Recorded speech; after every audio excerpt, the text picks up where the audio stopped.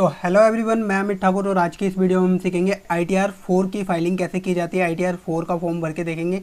जो बिजनेसमैन होते हैं, बिजनेस वालों को, हम सभी को पता है ITR फॉर्म 4 का फॉर्म भरना होता है। तो जल्दी से स्टार्ट करते हैं। सबसे पहले हमको लॉगिन कर लेना है। लॉगिन पे क्लिक करते ही आपसे आपका यूजर आईडी पासवर्ड मांगेगा। तो यूजर आईडी पासवर्ड हम सभी को पता है। यूजर आईडी हमारा पैन कार्ड नंबर और पासवर्ड हमारा जो भी हम बना के रखते हैं वो हमारा पासवर्ड होता है। लॉगिन होते ही आपसे ये कुछ डिटेल मांगेगा, इसको आप स्किप कर दीजिए। स्किप करने के बाद आपके पास कुछ इस तरह का इंटरफेस खुलेगा। इंटरफेस खुलते ही हमको सबसे पहले क्या करना है, देखिए ITR फाइलिंग कोई सी भी हम इनकम टैक्स रिटर्न फाइलिंग कर रहे हैं उसके लिए सबसे पहले हमें अपना 26AS का फॉर्म डाउनलोड करके चेक कर लेना चाहिए। 26AS फॉर्म में डिटेल क्या होती है। अगर हमारा कहीं पे भी TDS कटा है या किसी ने हमारा TDS काटा है तो वो यहाँ पे शो होगा। तो सीधा मेरे को माई अकाउंट में जाएंगे, हम वहाँ पे जाके हम अपना 26AS सेलेक्ट करेंगे। माई अकाउंट पे क्लिक करेंगे, इस पर 26AS पे क्लिक करेंगे। उसके बाद ये आपके पास ऐसी स्क्रीन आएगी। इसके बाद आपको कंफर्म पे क्लिक करना है। कंफर्म पे क्लिक करते ही आपके पास न्यू टैब ओपन होगा। न्यू टैब में आपसे के पास इस तरह की स्क्रीन आएगी। यहाँ पे आपको आई एग्री कर देना है। आई एग्री करने के बाद प्रोसीड कर देना है। प्रोसीड करने के साथ view tax credit 26AS form पे क्लिक करेंगे हम। यहाँ पे हमको हमारा असेसमेंट ईयर सेलेक्ट कर लेना है, जिस भी असेसमेंट ईयर की हम इनकम टैक्स रिटर्न फाइलिंग कर रहे हैं। और यहाँ पे हमको HTML पे सिलेक्ट कर लेना है और व्यू एंड डाउनलोड पे क्लिक करेंगे। व्यू एंड डाउनलोड पे क्लिक करने के बाद जब वो हमारा लोड हो जाएगा पेज, उसके बाद हमको कर लेना है एक्सपोर्ट एज PDF। इस पे एक्सपोर्ट एज PDF पे करते ही हमारे पास एक PDF फाइल डाउनलोड हो जाएगी, जिसे हम कहते हैं फॉर्म 26ES। अब इस वाली टैब को आप काट दो और डायरेक्ट हम इस पे आ जाएंगे अपना। ठीक है, 26AS फॉर्म कुछ इस तरह का होता है। इसमें हमारे जहाँ पे भी FD या जो भी हमारी सैलरी, जहाँ से भी हमारा TDS कटा है, जितना भी, वो सारा यहाँ पे अपडेट होगा। और अगर आपका TDS कटा है और यहाँ पे शो नहीं हो रहा तो मेक श्योर पहले आप उसको अपडेट कराइए, यहाँ पे चेक कीजिए शो हो जाए, उसके बाद ही अपनी इनकम टैक्स रिटर्न फाइलिंग करना। अब इसके बाद हम अपनी इनकम टैक्स रिटर्न फाइलिंग पे आ जाते हैं। इनकम टैक्स रिटर्न फाइलिंग के लिए सिंपल सा हमें कुछ नहीं करना है, ई फाइल पे आना है। ई फाइल पे क्लिक करते हैं, इनकम टैक्स पे क्लिक करना है। इनकम टैक्स पे क्लिक करते ही आपके साथ ऐसा कुछ आएगा। यहाँ पे आने के बाद आपको असेसमेंट ईयर सेलेक्ट कर लेना है। ITR फॉर्म किस टाइप का आपको फाइल करना है वो सिलेक्ट कर लेना है। हम ITR 4 की बात करें तो 4 करेंगे। यहाँ पे आपको ओरिजिनल करना है। इसके बाद हमारा आ गया सबमिट मोड। हम यहाँ पे प्रिपेयर ऑनलाइन एंड सबमिट कर लेंगे। यहाँ पे इसके बाद आप बैंक अकाउंट डिटेल शो की जाएगी जो आपने लास्ट ईयर में यूज किया होगा। अगर आप फ्रेश ITR पहली बार फाइल कर रहे हैं तो आपको ये डिटेल नहीं दिखाएगी। अगर आप पहले भी आपने अपनी इनकम टैक्स रिटर्न फाइल कर चुके हैं तो आपको ये डिटेल दिखाएगा। और इस पे आपको सिलेक्ट करके कंटिन्यू पे क्लिक कर देना है। यहाँ पे फिर हमको आई एग्री पे क्लिक करना है। आई एग्री करके कंटिन्यू। जब हम कंटिन्यू पे क्लिक कर देंगे हमारे सामने ऐसी स्क्रीन खुल जाएगी और ये सारे हमारे टैब ओपन हो जाएंगे जिनमें हमको सारी डिटेल्स बनी है। तो पहला ये इंट्रोडक्शन है, इसको रहने दीजिए। इसके बाद जनरल इन्फॉर्मेशन है, यहाँ पे आ जाएंगे। जनरल इन्फॉर्मेशन पे क्लिक करेंगे आप। जनरल इन्फॉर्मेशन वाले टैब पे आपका नाम, आपका एड्रेस, ये सारी चीज आएगी। इसमें आप यहाँ पे अपना एड्रेस चेंज कर सकते हैं। अगर आपका एड्रेस कुछ चेंज हो गया है तो वो चेंज कर सकते हैं। आप अपना आधार कार्ड नंबर चेक कर सकते हैं। और ये स्टेटस आपका पैन कार्ड के यहाँ पे ऑटोमेटिकली सिलेक्ट होकर आता है। आप का ये यहाँ पे यही रहेगा। इसके बाद आप यहाँ पे अपनी ईमेल आईडी वगैरह चेंज कर सकते हैं अगर चाहे। इसके बाद आप फाइलिंग टाइप पूछ रहा है, नेचर ऑफ एम्प्लॉयमेंट। अगर मान लीजिए आप बिजनेस के साथ साथ जॉब भी कर रहे हैं तो ऐसा नहीं है आप ITR फॉर्म नहीं भर सकते। ITR 4 फॉर्म ही इसलिए उन लोगों के लिए है जो या तो सिर्फ बिजनेस ही कर रहे हैं, और या उन लोगों के लिए भी जो बिजनेस भी कर रहे हैं और पार्ट टाइम कुछ जॉब भी कर रहे हैं। तो अगर आप पार्ट टाइम कुछ जॉब भी कर रहे हैं तो यहाँ पे आप अपना सिलेक्ट कर सकते हैं, नहीं तो नहीं है आपका तो यहाँ पे आप नोट एप्लीकेबल पे सिलेक्ट कर देंगे। इसके बाद आपको यहाँ पे कुछ नहीं करना है कि अभी आप ड्यू डेट से पहले कर रहे हैं, आपको 139 बिफोर ड्यू डेट ही रहने देना है। आफ्टर ड्यू डेट जब करते हैं हम, जब हमारी ड्यू डेट निकल जाती है उसके बाद हम फाइल करते हैं। इसके बाद रिवाइज, अगर हमारी रिटर्न गलत फाइल हो गई तो हम रिवाइज करते हैं। केस में हमको स्पेस सेलेक्ट करना होता है, अभी हम स्पेस सेलेक्ट करेंगे। अब इसके बाद देखिए यहाँ पे 3 मेजर हेड और ऐड कर दिए गए हैं। यहाँ पे देखिए 3 कंडीशन सोल लगा दी गई है। मान लीजिए आप इनकम टैक्स रिटर्न फाइलिंग करने के लिए एलिजिबल नहीं है, लेकिन इन तीनों कैटेगरी में से भी किसी एक कैटेगरी में भी आप फॉल करते हैं तो भी आपको इनकम टैक्स रिटर्न फाइलिंग करनी पड़ेगी। सबसे पहले मैं पूछा ये, अगर आपने एक या एक से ज़्यादा अपने करेंट अकाउंट में 1 करोड़ या 1 करोड़ से ज़्यादा का कैश डिपॉजिट कर दिया है तो भी आपको इनकम टैक्स रिटर्न फाइलिंग करनी है। यहाँ पे आप इसमें यस कर लेंगे अगर आप किसी भी कैटेगरी में फॉल करते हैं। यस करके यहाँ पे यस करके सिलेक्ट कर लेंगे। यहाँ पे आपको अमाउंट डालना है जो भी। उसके बाद अगर आपने अपने फॉरेन ट्रेवल पे 2 लाख या 2 लाख से ज़्यादा का खर्चा किया है तो भी आपको अपनी इनकम टैक्स रिटर्न फाइलिंग करनी है। और यहाँ पे यस करके आपने जो भी अमाउंट खर्च किया है वो यहाँ पे ऐड करनी है और अपनी इनकम टैक्स रिटर्न फाइलिंग करनी होगी। तीसरा आ जाता है, अगर आपने पूरे साल में 1 लाख से ज़्यादा 1 लाख या 1 लाख से ज़्यादा का आपका इलेक्ट्रिसिटी बिल कंजप्शन हुआ है, आपने इलेक्ट्रिसिटी बिल 1 लाख से ज़्यादा का पे किया है तो भी आपको इनकम टैक्स रिटर्न फाइलिंग करनी है। यहाँ पे यस करके आपने कितनी इनकम इलेक्ट्रिसिटी बिल पे की है वो सिलेक्ट अमाउंट यहाँ पे एंटर करना है। अगर आप इन तीनों कैटेगरी में से किसी भी एक कैटेगरी में आते हैं, अगर आप इनमें से किसी भी कैटेगरी में नहीं आते तो इसको नो कर दीजिए और आगे बढ़िए। इसके बाद यहाँ पे आपसे ये पूछ रहा है, अगर A23 में आपसे पूछता है, अगर मान लीजिए आप इनकम टैक्स रिटर्न फाइलिंग कर रहे हैं किसी के ब्याह पे, जिसकी डेथ हो गई है और आप उसकी इनकम टैक्स रिटर्न फाइलिंग कर रही है, तो इसके केस में यहाँ पे आपको यस करना होता है। यहाँ पे आपको रिप्रेजेंटेटिव का नाम देना होता है, जो बंदा इनकम टैक्स रिटर्न फाइलिंग कर रहा है, जो उसकी डिटेल देनी होती है। ये इस केस में यूज होता है अगर कोई डेथ कर दिया और उसकी इनकम टैक्स रिटर्न हम फाइलिंग कर रहे हैं तो। बस ये पहले पार्ट में इतना था, इसको आप सेव एंड ड्राफ्ट करते रहिए। सेव एंड ड्राफ्ट करना जरूरी है, अगर आप सेव ड्राफ्ट नहीं करते रहेंगे तो ये ऑटोमेटिकली लॉग आउट हो जाता है और लॉग आउट होने के बाद आपकी सारी मेहनत बेकार हो जाएगी। सेव ड्राफ्ट करने के बाद हमको इनकम डिटेल में आना है। इनकम डिटेल में आने के बाद यहाँ पे देखिए हमारा ये सारा टैब आ रहा है। यहाँ पे ग्रोस सैलरी, यहाँ पे income from business and profession. तो ये सारी ये टैब मैं ऑलरेडी ITR 1 में भी पूरा एक्सप्लेन कर चुका हूँ।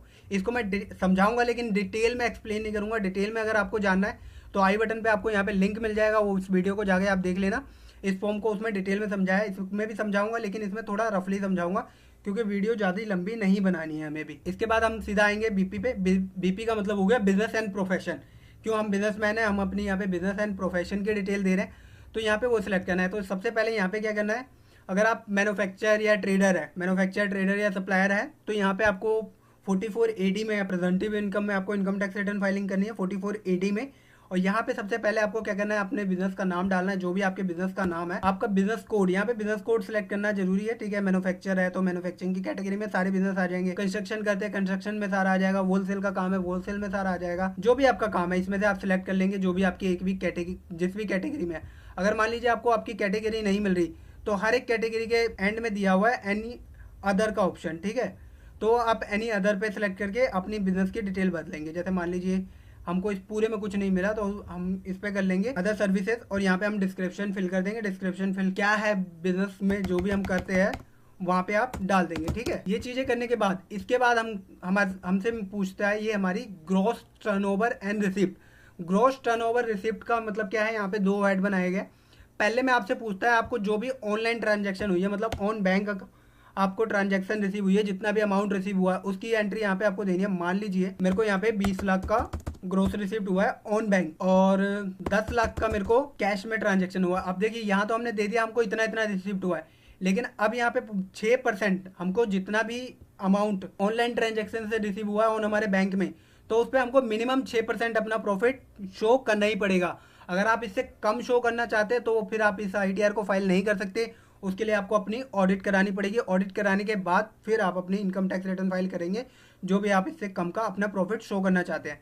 6% जो भी आपका बनता है यहाँ पे आप वो तो मान लीजिए हम जैसे 20 लाख का 6% निकालेंगे तो 20 लाख का 6% हमारा कितना होता है, आप अपने एक्सेल या कैलकुलेटर पे कैलकुलेट कर लेना। 20 लाख का 6% हमारा होगा 1,20,000। लेकिन हम 1,20,000 नहीं, हम मान लीजिए यहाँ पे 1.5 लाख शो कर देते हैं। आप भी एज इट इज शो मत करना, थोड़ा ऊपर नीचे थोड़ा एक्सेस शो करना, वो बेस्ट रहता है, ठीक है।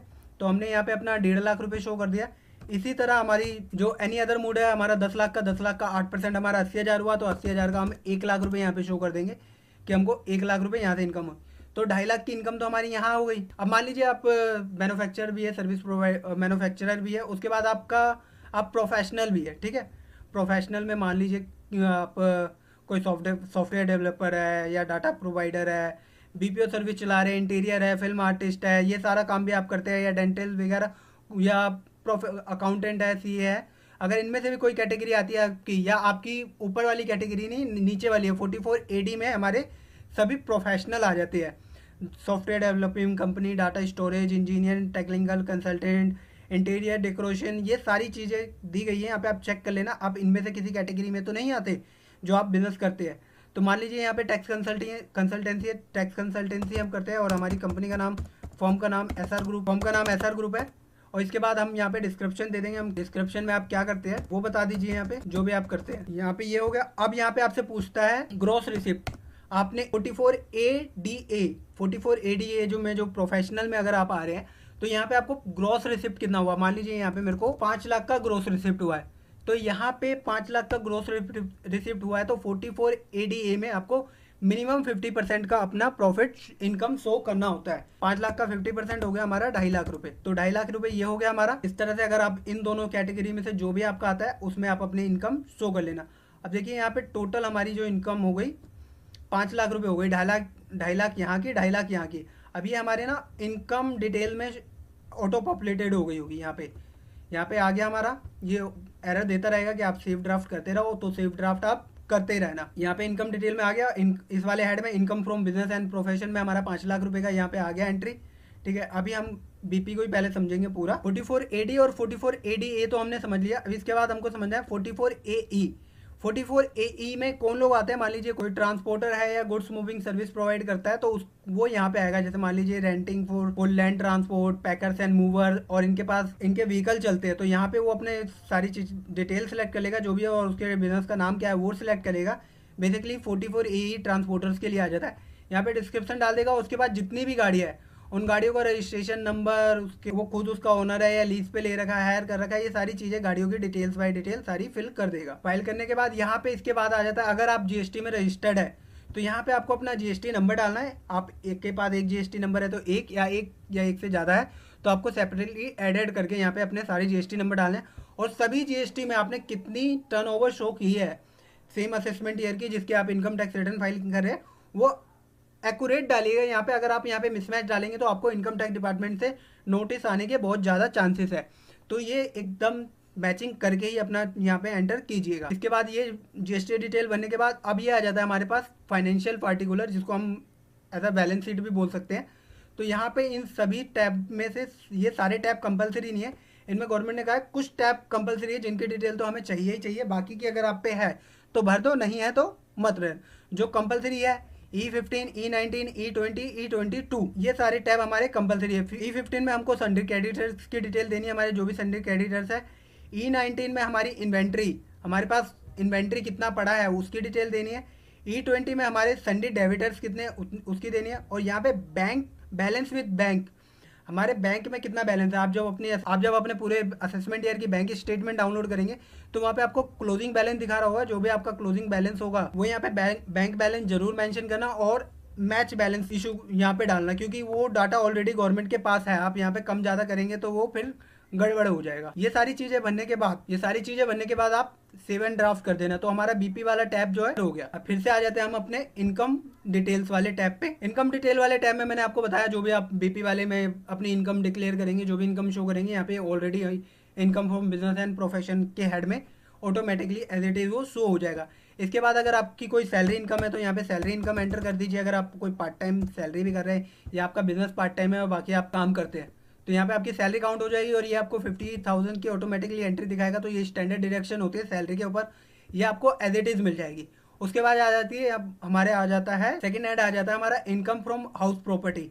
अगर आपको कोई इनकम हाउस प्रॉपर्टी से आ रही है, मान लीजिए आपने कोई प्रॉपर्टी आपके पास उसको लेट आउट कर रखा है और वहां से भी आपको रेंट रिसीव हो रहा है, तो यहाँ पे वो अमाउंट डाल दीजिए। वो अमाउंट आप डाल देंगे, अमाउंट डालते के साथ यहाँ पे आपको 30% की डिडक्शन मिल जाएगी। ये 30% की डिडक्शन क्या होती है, हमको एनुअल मेंटेनेंस के लिए मिलती है कि भैया आपकी बिल्डिंग है वो टूट फूट या मेंटेनेंस में 30% का खर्चा आ जाता है, तो आपका वो लगा होगा। ये तो हो गया। उसके बाद अगर आपने कोई टैक्स पेड किया है लोकल अथॉरिटी को उस हाउस के ब्याज पे, तो आप यहाँ पे वो एंटर कर सकते हैं। यहाँ पे interest payable on borrower capital, अगर आपने इसके ऊपर कोई होम लोन ले रखा है और उसके चक्कर में आप इंटरेस्ट पे कर रहे हैं तो आप यहाँ पे इंटरेस्ट भी डाल सकते हैं। तो यहाँ पे देखिए हमारी माइनस में फिगर आ गई, क्योंकि हमको इनकम तो सिर्फ हो रही थी 2 लाख की, 2 लाख में से हमारा 30% कट गया, 60,000 हो गया, 1,40,000 की हो रही थी इनकम, और उसके बाद हम 2 लाख रुपए तो इंटरेस्ट पे कर रहे हैं उसका, जो हमने होम लोन ले रखा है उसके ऊपर।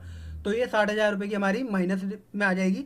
तो ये 60,000 आपका ठीक है, ये माइनस में फिगर आएगी, तो इसके लिए घबराना नहीं है, ये आपकी इनकम में से लेस हो जाएगा, मतलब आपको ये लॉस हो रहा है 60,000 रुपए का। और इसी तरह अगर आप सेल्फ ऑक्यूपाइड कर रखा है आपने, तो इसके ऊपर बस आप यहाँ पे अपना जो भी आप इंटरेस्ट पे कर रहे हैं वो क्लेम कर लेंगे। यहाँ पे मान लीजिए हम 2 लाख कर रहे हैं, 2 लाख इंटरेस्ट पे करें, 2 लाख के 2 लाख का हमको डिडक्शन मिल गया। अगर आप 2 लाख से ज्यादा की डिडक्शन लेना चाहते हैं तो फिर उस केस में आपको ITR 3 ITR 5 फाइल करनी पड़ेगी। आप ITR 4 में 2 लाख से ज्यादा की डिडक्शन नहीं ले सकते। ये इंटरेस्ट की बात कर रहा हूँ, जो भी आपका होम लोन का इंटरेस्ट चल रहा होगा, ठीक है। उसके बाद यहाँ पे देखिए एक नई लाइन और ऐड कर दी गई है। यहाँ पे देखिए पूछ रहा है जो आपने इन्वेस्टमेंट्स की है 1 अप्रैल 2020 से 31 जुलाई 2020 के बीच अगर कोई इन्वेस्टमेंट की है और उनका भी डिडक्शन आप इसी इनकम टैक्स रिटर्न फाइलिंग में ले रहे हैं, तो आपको यहाँ पे यस करना है, और नहीं कर रहे तो नो करना है। अब इसके बाद बंदे कहते हैं मान लीजिए मैंने इस पीरियड में 1 अप्रैल से और 31 जुलाई के बीच मैंने 2 लाख की इन्वेस्टमेंट किया, जिसमें से मैं 1 लाख का तो इनकम टैक्स रिटर्न फाइलिंग में डिडक्शन लूंगा, 1 लाख का जो next income tax assessment year आएगा हमारा उसमें मैं क्लेम करूंगा तो ये डिटेल कैसे गवर्नमेंट को डिक्लेयर होगी। तो इसके लिए हमारा एक शेड्यूल और बनाया गया है गवर्नमेंट ने, शेड्यूल डीआई। ये भी अभी मैं समझाऊंगा आपको शेड्यूल डीआई में कैसे ये क्लियर होगा। पहले हम इनकम डिटेल को समझ लेते हैं। तो अगर आपकी कोई इस तरह की इन्वेस्टमेंट है तो यहाँ पे यस कर लीजिए, अगर नहीं है तो नो करके चलिए। मान लीजिए मेरी है और मैं एटीसी की डिडक्शन ले रहा हूँ, 1.5 लाख की मेरी एटीसी की लिमिट होती है। और उसके बाद मान लीजिए एटीसीसीडी, अगर आपने अटल पेंशन स्कीम में कोई इन्वेस्टमेंट कर रखी है तो यहाँ पे आप उसकी डिडक्शन ले सकते हैं। इन पूरे टैब्स को, इनकम टैब वाले को, आपको इस वाले टैब को पूरा डिटेल में समझना है। ये काफ़ी लंबा टैब है तो मैं इसको डिटेल में नहीं बता रहा क्यों, वीडियो काफ़ी लंबी हो जाएगी। तो आपको आई बटन पे लिंक मिलेगा, उस वीडियो को देख लो। ITR 1 का वीडियो है, उसमें मैंने डिटेल्स में समझाया और सेम वही प्रोसेस है जो ITR 1 में बताया मैंने, वही ITR 4 में भी है इसका डिडक्शंस का, ठीक है। इसके बाद इसी तरह करके आपकी इनमें कोई भी डिडक्शंस है ये सारे आप ले सकते हैं। जैसे कि मान लीजिए ATD मेडिकल का हो गया आपका, ATD मेडिकल का में आपकी कोई डिडक्शन है आप यहाँ पे वो ले सकते हैं। अब यहाँ पे ATD deduction respect of health insurance, यहाँ पे आप कह रहे हैं मैंने हेल्थ इंश्योरेंस ले रखा है यार, यहाँ पे तो ये इनेबल ही नहीं हो रहा टैब। तो इसके लिए आपको क्या करना है, इसके लिए आपको आना है ATD शेड्यूल। इसके लिए एक और नया टैब बना दिया गया है। अब यहाँ पे पूछ रहा है आपसे कि अगर आप या आपकी फैमिली में कोई भी सीनियर सिटीजन है तो यहाँ पे यस कीजिए, अगर नहीं है तो नो कीजिए। अगर है तो यस कीजिए और नहीं है तो नो कीजिए। नो कर देंगे आप तो यहाँ पे आपके पास ये हेल्थ इंश्योरेंस का टैब ओपन हो जाएगा। यहाँ पे आप अपना हेल्थ इंश्योरेंस का जो भी आपने किया हुआ है वो पूरा अमाउंट डाल देना, वो ऑटोमेटिकली कैलकुलेट कर लेगा आप जितने के लिए एलिजिबल होंगे, ठीक है। अगर आपने कोई हेल्थ चेकअप पे की फीस पे की है, हेल्थ चेकअप वगैरह करवाया है तो यहाँ पे आप उसकी डिडक्शन ले सकते हैं। इसमें हम 25,000 से ज़्यादा तक की ATD में इसमें नहीं ले सकते। अब इसके बाद पूछा है आपके पेरेंट्स में से अगर कोई एक या दोनों ही कोई सीनियर सिटीजन है तो यहाँ पे आप यस कीजिए, अगर नहीं है तो नो कीजिए, है तो यस कीजिए। और यहाँ पे देखिए उनके भी हेल्थ इंश्योरेंस का, अगर आपने अपने पेरेंट्स का भी हेल्थ इंश्योरेंस कराया तो उसकी का भी आपको डिडक्शन मिल जाएगा। तो यहाँ पे देखिए हमको हमारा जो हमने अपना हेल्थ इंश्योरेंस कराया उस पर हमें सिर्फ 25,000 मिला, लेकिन हमारे पेरेंट्स का जो हमने हेल्थ इंश्योरेंस कराया उस पर हमारे को पूरे 50,000 का डिडक्शन मिल गया। उसके बाद हमने उनके कोई हेल्थ चेकअप का ट्रीटमेंट कराया तो हम उसका भी डिडक्शन ले सकते हैं। अपने केस में अगर हम सीनियर सिटीजन नहीं है तो उस केस में हमें 25,000 का, अगर हमारे सीनियर सिटीजन है तो वहाँ पे 50,000 का। अगर तो ये केस आप समझ गए। अगर इनमें से आप क्लेम करते हैं तो यहाँ पे यस कीजिए, अगर क्लेम नहीं कर रहे इनमें से कुछ भी तो नोट फॉर क्लेम कर दीजिए, नोट फॉर क्लेम कर दीजिए। आपको ATD भी समझ आ गई, ATD की एंट्री हमको कहाँ डालनी है, ATD का समझा दिया मैंने। उसके बाद ATE आ जाता है हमारा हायर एजुकेशन। हम अगर हमने कोई एजुकेशन लोन लिया है उसका हम इंटरेस्ट पे कर रहे हैं तो उसका डिडक्शन हम यहाँ पे ले सकते हैं। उसके बाद बिजनेसमैन के केस में रेंट अधिकतर चांसेस में जाता है। तो अगर आपकी अपनी प्रॉपर्टी नहीं है और आप रेंटल है और रेंट पे रह रहे हैं तो उसका रेंट पे कर रहे हैं तो आप यहाँ पे रेंट का डिडक्शन ले सकते हैं, जो भी आप रेंट पे कर रहे हैं यहाँ पे आप डाल देना। ITR फॉर्म में इसमें ये होता है, आपको मान लीजिए पता नहीं है मैं कितने अमाउंट के एलिजिबल हूँ तो इस टाइप में आप अपना जो भी रेंट पे करें पूरा डालिए। यहाँ पे जितने के लिए भी आप एलिजिबल है वो ऑटोमेटिकली शो कर जाएगा, ठीक है। उसके बाद ATTTA आ जाता है। ATTTA में क्या है, ATTTA अब मैंने सॉरी आपको ऊपर ये चीज़ मैं बताना भूल गया था, इनकम फ्रॉम अदर सोर्स। अगर मान लीजिए आपको FD से कोई इनकम आ रहा है या सेविंग बैंक अकाउंट से इंटरेस्ट सबका आता है लेकिन लोग वक्त देना भूल जाते हैं। तो बैंक स्टेटमेंट में आप देख लेना जो भी आपको सेविंग बैंक से आपका इंटरेस्ट अर्न हो रहा है आप उसकी एंट्री यहाँ पे एंटर करके आप अमाउंट यहाँ पे डाल देना। मान लीजिए मेरे को 2,000 का सेविंग बैंक से इंटरेस्ट हो रहा है यहाँ पे, तो मैं यहाँ पे ये डाल दूंगा। अगर और भी कोई इनकम आ रही है हमको, FD से आ रही है, कुछ भी आ रहा है तो FD वगैरह से आ रही है तो यहाँ पे हम FD सेलेक्ट कर लेंगे और यहाँ पे जो भी हमारा अमाउंट है वो एंटर कर देंगे। तो ये हो जाता है हमारा अदर सोर्स इनकम का टैब। अब अदर सोर्स इनकम का हमको डिडक्शन मिल जाता है। अब अदर सोर्स इनकम में हमको सेविंग बैंक, अगर आप सीनियर सिटीजन नहीं है तो आपको जो सेविंग बैंक से जितना भी इंटरेस्ट अर्न हुआ है उसका हमें ATTTA में 10,000 तक का डिडक्शन मिल जाता है, बड़ी आसानी से 10,000 तक का डिडक्शन मिल जाता है। अगर आप सीनियर सिटीजन है तो आपको सेविंग बैंक इंटरेस्ट के साथ साथ आपकी FD के ऊपर भी डिडक्शन मिलती है और वो उसकी लिमिट होती है हमारी 50,000 तक की। तो ये सारा टैब है डिडक्शंस का। डिडक्शंस के लिए पूरे डिटेल्स में समझना है तो ITR 1 का मैं यहाँ पे लिंक कर दूंगा, वहाँ पे जाके आप फॉर्म को समझ लेना डिटेल्स में, ठीक है। इसके बाद आ जाता है हमारा इनकम, टोटल टैक्सेबल इनकम। तो इस बार 5 लाख तक की इनकम टैक्स फ्री है। तो अब आप लोग कहेंगे यहाँ पे यार इनकम तो मेरी टोटल मिला है देखी जाए तो ज़्यादा हो रही थी, 5 लाख तो मेरी बिजनेस एंड प्रोफेशन से भी है, 3 लाख वैसे है तो 8 लाख हो गई।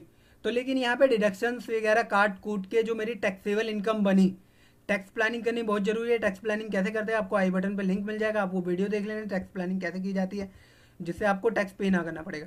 तो मेरी टैक्सेबल इनकम सिर्फ 3,20,000 रुपये बनी है। तो और इसके ऊपर जो मेरा टैक्स पेबल बना 3500 बना, लेकिन इसका भी मेरे को सेक्शन 87A के थ्रू रिबेट मिल गया, तो मेरा यहाँ पे जो टैक्स पेबल आया 0 आया। तो ऑलमोस्ट हमारी income tax return filing complete हो चुकी है। सेफ ड्राफ्ट करते चलिए। मैंने आपको जनरल इन्फॉर्मेशन समझा दी, इनकम डिटेल समझा दी, बीपी डिटेल समझा दी, टैक्स डिटेल समझा दी। टैक्स पेड एंड वेरिफिकेशन में आ जाएंगे हम। यहाँ पे हमारा जितना भी हमने कोई एडवांस टैक्स पेड किया होगा तो वो यहाँ पे हमको ऑटोमेटिकली शो करेगा। अगर हमने कोई टैक्स सेल्फ असेसमेंट पेड किया है, मान लीजिए हमने खुद पेड किया है सेल्फ असेसमेंट, अभी इनकम टैक्स बनाते बनाते हमारा कोई टैक्स पेबल आ गया था और यहाँ पे हमको टैक्स पेबल शो कर रहा था, तो यहाँ पे अगर हमारा टैक्स पेबल होगा तो ई पे का ऑप्शन दिखाएगा। ई पे करते के साथ हम ई पे कर देंगे। ई पे करने के बाद हमारे पास एक रिसिप्ट आएगी। रिसिप्ट आने के बाद उस रिसिप्ट में हमारा BSR कोड, चालान डिटेल वगैरह होगी, तो हमको टैक्स डिटेल में आना है। टैक्स डिटेल में आते के साथ हमको सबसे नीचे आ जाना है। हम सबसे नीचे आ जाएंगे और वहाँ पे हमारी ये जो हमारे टैक्स का पेमेंट करने के बाद हमको रिसिप्ट मिली होगी, उस पर BSR कोड लिखा होगा, डेट किस डेट पे किया, चालान नंबर और कितना अमाउंट डिपॉजिट किया, वो यहाँ पे ऐड करके सेव एंड ड्राफ्ट कर देना। सेव एंड ड्राफ्ट करते ही वहाँ पे हमारा टैक्स पेड एंड वेरिफिकेशन वाले टैब में ऑटोमेटिकली शो करना पड़ेगा और जो हमारा पेबल आ रहा था वो पेबल हट जाएगा। हमेशा अगर आपका टैक्स पेबल बन रहा हो तो पहले आप टैक्स पे कीजिए, उसके बाद अपनी इनकम टैक्स रिटर्न सबमिट कीजिए, तो यहाँ पे शो कर जाएगा। तो ये सारा ऑटो पॉपुलेटेड फॉर्म होता है, यहाँ पे सारा ऑटो पॉपुलेटेड आ जाता है। अब ये सारा हो गया। इसके बाद अगर आपकी कोई एग्जाम्प्ट इनकम है, एग्जाम्प्ट इनकम मान लीजिए जैसे एग्रीकल्चर इनकम हो गई 5,000 तक की, तो उसका आप डिडक्शन यहाँ पे क्लेम कर सकते हैं। उसके और भी बहुत सारी इनकम हो सकती है, या इनमें से किसी भी कैटेगरी में से आपकी कोई इनकम आई है तो ये सारी एग्जाम्प्ट इनकम होती है। आप चेक कर लेना कि अगर आपकी इनमें से कोई किसी कैटेगरी में की इनकम तो नहीं आई है। अगर इनमें से है कोई तो आप यहाँ पे सिलेक्ट करके जो भी आपको वहाँ से इनकम आने हुई है, जो भी आपको अमाउंट आया है, यहाँ पे आप अमाउंट डाल देना। ये आपकी एग्जाम्प्ट इनकम होगी, इसके ऊपर कोई टैक्स नहीं लगेगा। Safe draft time to time करते रहना। बहुत ही ईजी लैंग्वेज में मैंने पूरा फॉर्म समझाया है, ठीक है। तो वीडियो को लाइक करना ना भूलना और ज़्यादा से ज़्यादा लोगों में शेयर करना। ये सारी चीज़ें डिटेल फिल करने के बाद मैंने आपको ATD शेड्यूल, अब यहाँ पे सबके माइंड में जो कन्फ्यूजन था कि मैंने 2 लाख की इन्वेस्टमेंट की, 1 लाख की मैं इस बार क्लेम कर रहा हूँ, 1 लाख की मैं नेक्स्ट में करूँगा, तो मैं यहाँ पे डिक्लेयर कर दूंगा मैंने जितनी भी इन्वेस्टमेंट की है इस पीरियड के बीच में, तो उसमें से जो मैं इस बार क्लेम कर रहा हूँ, यहाँ पे मैं इतने का 1 लाख का क्लेम कर रहा हूँ। मान लीजिए मेडिकल भी मैंने करा, यहाँ पे 80CCD में भी जो इन्वेस्टमेंट की है उसमें भी मेरा 10,000 का मैंने इस बार के इस पीरियड में 1 अप्रैल से 31 जुलाई के बीच में किया है, तो यहाँ पे मैं एंटर कर दूंगा। तो ये शेड्यूल DI में हम गवर्नमेंट को इससे क्लियर हो जाएगा, जो सबके मन में डाउट था कि यार क्लियर कैसे होगा। उसके बाद शेड्यूल ATD मैं आपको बता चुका हूँ कैसे फाइल का शेड्यूल ATD में हमको क्या डिटेल देनी होती है। ATG में आ जाता है। ATG में अगर हमने कोई डोनेशन वगैरह की है तो उसकी यहाँ पे हमको डिटेल फिल करनी है, वो कर देंगे। डिटेल फिल करते हैं यहाँ पे हमारी डोनेशन वाले टैब में ऑटोमेटिकली ऑटो पॉपुलेटेड वो हो जाएगी। ये सारी चीज़ें करने के बाद टैक्स पेड एंड वेरिफिकेशन वाले टैब पे ही आना है हमको। यहाँ पे हमको अपना अकाउंट सेलेक्ट कर लेना है, जो भी जिसमें भी हमको रिफंड करना है। आपका यहाँ पे सारे अकाउंट शो करेंगे जो भी आपने ऐड किया होगा, ठीक है। अगर आपको किसी और अकाउंट में करना है तो यहाँ पे आपको इसको डिलीट कर दीजिए और ऐड पे करके आप वहाँ पे दूसरा अकाउंट भी ऐड कर सकते हैं। अब फाइनल हम सबमिट पे आ गए। यहाँ पे देखिए आपका नाम, आपका फादर नेम और यहाँ पे आपसे टाइप पूछेगा, तो आप खुद फाइल कर रहे हैं तो यहाँ पे सेल्फ सेलेक्ट कर लीजिए, अपना सिटी डाल लीजिए, जो भी आपकी सिटी है। यहाँ पे न्यू दिल्ली कर लीजिए। न्यू दिल्ली करने के बाद यहाँ पे आप यहाँ पे इस वाले पे E-Verify विदिन 120 डेज पे सिलेक्ट कर लेना। ऐसा नहीं है कि आप बाद में E-Verify नहीं कर पाएंगे, आप तुरंत E-Verify भी कर सकते हैं, वो भी बिना आधार OTP का। अगर आपके आधार कार्ड में मोबाइल नंबर अपडेट नहीं है तो भी आप कर सकते हैं। वो कैसे किया जाता है, आई बटन पे आपको लिंक मिल जाएगा, वो देख के आप अपनी इनकम टैक्स को E-Verify भी कर सकते हैं, ठीक है। उसके बाद सारी चीज़ें चेक कर लेने के बाद हमको प्रीव्यू एंड सबमिट करना है। प्रीव्यू एंड सबमिट पे हम जैसे ही क्लिक करेंगे ना, अगर हमसे कोई भी मिस्टेक रह गई होगी, कोई भी कॉलम छूट गया होगा, तो यहाँ पे वो ऑटोमेटिकली एरर दे देगा। जैसे देखिए यहाँ पे एरर दिया इसने, STD कोड जनरल पार्ट वाले में था हमारा। यहाँ पे हम इसको सेव कर लेंगे और फिर प्रीव्यू एंड सबमिट करेंगे। प्रीव्यू एंड सबमिट करते ही हमको यहाँ पे ओके कर लेना है। ओके करने के बाद हमारे पास ये प्रीव्यू का फॉर्म आएगा। प्रीव्यू के फॉर्म को आप 1 नहीं 2 बार नहीं 3 बार नहीं 4 बार एक अच्छे से पूरा रिवाइज कीजिए कि सारी एंट्री मैंने सही डाली है नहीं डाली है। कहीं पे भी कोई डाउट हो, यहाँ पे आप एडिट पे जाके उसको सही कर लीजिए, उसके बाद ही फाइनल सबमिट कीजिए। क्यों इनकम टैक्स रिटर्न फाइलिंग में जो भी एंट्री दे, आप जो भी डिटेल दे, बिल्कुल एक्यूरेट दे, जेन्युइन दे। क्यों अगर आप गलत एंट्रियाँ देंगे तो डिपार्टमेंट से आपको नोटिस आने के पूरे चांसेस है, नोटिस आएगा। उसके बाद फिर प्रोसेस लंबा हो जाता है, फिर काम बढ़ जाता है काफ़ी, ठीक है। तो ये प्रीव्यू वर्जन को बिल्कुल सेटिस्फाइड होने के बाद, सारी चीज़ें चेक करने के बाद ही फाइनल आप सबमिट पे क्लिक कर देना। अगर सारी चीज़ें मेक श्योर ठीक है तो सबमिट पे क्लिक कर देंगे। सबमिट पे क्लिक करते ही आपकी income tax return filing submit बिल्कुल कंप्लीट हो जाएगी। उसके बाद आपको ई वेरीफाई करना होता है। ई वेरीफाई करने के लिए आपको आई बटन पे लिंक मिल जाएगा। आपको ई वेरीफाई कैसे करना है, आधार ओटीपी या आपके आधार कार्ड में मोबाइल नंबर अपडेट नहीं है तो भी आप कैसे ई वेरीफाई करें तो भी आप कर सकते हैं। और उसके बाद इनकम टैक्स में ना एक मेजर चेंज हुआ है। मेजर चेंज ये हुआ है कि इनकम टैक्स रिटर्न फाइलिंग का पहले क्या होता था, हमें ITR V का फॉर्म मिल जाता था, डायरेक्ट हमारी ITR की कॉपी मिल जाती थी, हम उसको रख लेते थे और हम उसको ई वेरीफाई करवाना भूल जाते थे, साइन करके बैंगलोर करना भेजना भूल जाते थे, या ई मोड से हम इसको वेरीफाई नहीं करते थे। इसलिए इस बार डिपार्टमेंट ने क्या किया है, आपको डायरेक्ट ITR V की कॉपी नहीं मिलेगी। जब आप सबमिट करने के बाद, फॉर्म सबमिट करने के बाद जब आप अपने एक्नोलेजमेंट पे आएंगे और ITR V पे क्लिक करेंगे तो आपको ITR V नहीं मिलेगा यहाँ पे, अगर आपकी इनकम टैक्स रिटर्न फाइलिंग ई वेरीफाई नहीं हुई होगी तो। यहाँ पे ऐसी कॉपी नहीं मिलेगी आपको, कुछ डिफरेंट अलग कॉपी मिलेगी जिसपे बस आपका नाम, डिटेल्स वगैरह लिखी होगी और नीचे लिखा होगा कि आपको ये साइन करके इस कॉपी को बैंगलोर सेंड करना है। जब उस कॉपी को आप साइन करके बैंगलोर भेज देंगे, वहाँ से ई वेरीफाई हो जाएगी। उसके बाद फिर आपकी ITR V की ऐसी कॉपी आपको डाउनलोड करने को मिलेगी। या तो आप बैंगलोर साइन करके कॉपी भेजिए, या तो आप ई वेरीफाई कर दीजिए, तब जाके आपको ऐसी आपकी ITR V आप डाउनलोड कर सकते हैं। तो आई होप ये था पूरा income tax return filing, ITR 4 का फॉर्म कैसे फाइल किया जाता है। अगर आपको ITR 1 फाइल करना सीखना है तो आपको आई बटन पे लिंक मिल जाएगा, बाकी ITR 1 आई बटन पे लिंक मिल जाएगा। तो आज के लिए इतना ही। आई होप वीडियो पसंद आई होगी।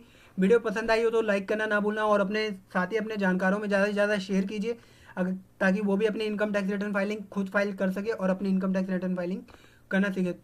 तो thank you for watching this video. Bye bye, tata, और मिलते हैं साथ किसी अगली वीडियो में।